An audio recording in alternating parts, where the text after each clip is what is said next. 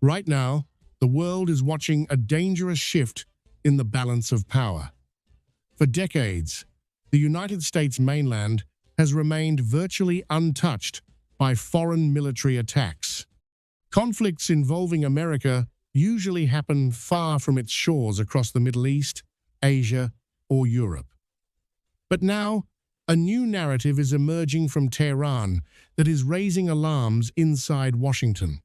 Officials linked to agencies like the Federal Bureau of Investigation have reportedly been assessing threats, suggesting that Iran may be considering the possibility of targeting locations within the American mainland itself, including highly populated states like California.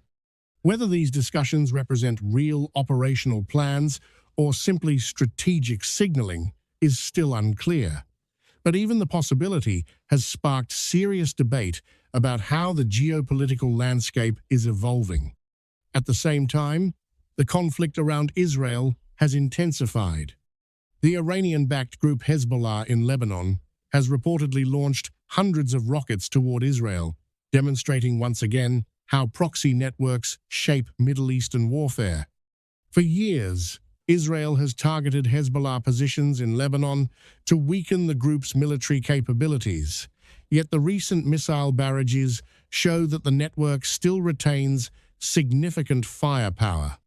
This broader confrontation has also put the spotlight on the leadership decisions of US President Donald Trump, whose aggressive stance toward Iran has drawn both support and criticism worldwide. Supporters argue that strong pressure was necessary to deter Tehran's ambitions, while critics say the strategy has escalated tensions and created ripple effects across global markets and international security. Another controversy emerged when reports surfaced about a tragic strike on a school in Iran during the early phase of the conflict. According to reporting from the New York Times, a preliminary investigation suggested that a US missile may have mistakenly hit the school, leading to devastating civilian casualties. Initially, officials denied responsibility, but the possibility of an operational error triggered outrage among humanitarian groups and human rights activists around the world. Their argument is simple yet powerful. If global powers claim to fight wars in the name of protecting civilians and promoting freedom, then accountability must follow when innocent lives are lost. Iran has seized on this moment diplomatically, demanding international scrutiny and pushing the narrative that Washington must answer for the tragedy. Meanwhile, the strategic puzzle surrounding Iran's leadership continues to intrigue analysts. Despite intense intelligence pressure from both Israel and the United States, Iran's governing structure, centered around Supreme Leader Ali Khamenei, has proven remarkably resilient. Even rumors about leadership changes or succession plans have failed to produce the political collapse some strategists predicted. In fact, the conflict has arguably strengthened Iran's internal narrative of resistance against foreign pressure. And that brings us to the bigger question. Has the strategy of regime pressure actually weakened Iran?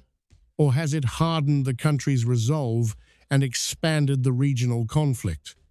As the war of narratives unfolds from missile defenses and proxy battles to information warfare and global economic shocks, the world is realizing that modern conflicts are not just fought on battlefields, but also in perception, strategy, and political storytelling.